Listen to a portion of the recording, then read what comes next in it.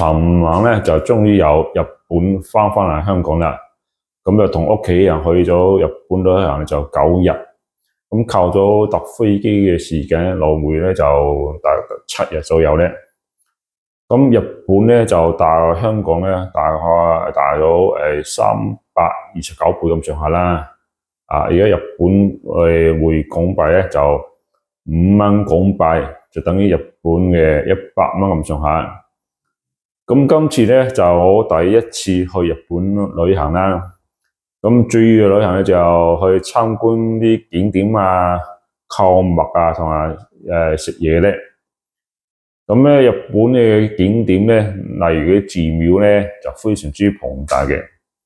咁如果你真係要認真去參觀呢一個寺廟咧，咁相信每一個寺廟咧，你大概需要用1日時間先至行得晒咧。所以咧都話好大好大。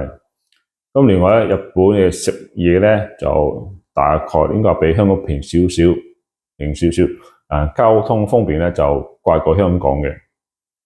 咁另外購物方面咧，我哋去咗幾個香港人熱門地點購物啦。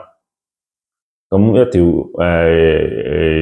街道咧可以左右兩邊，加埋咧有過百間嘅嗰啲唔同種類嘅商鋪啦。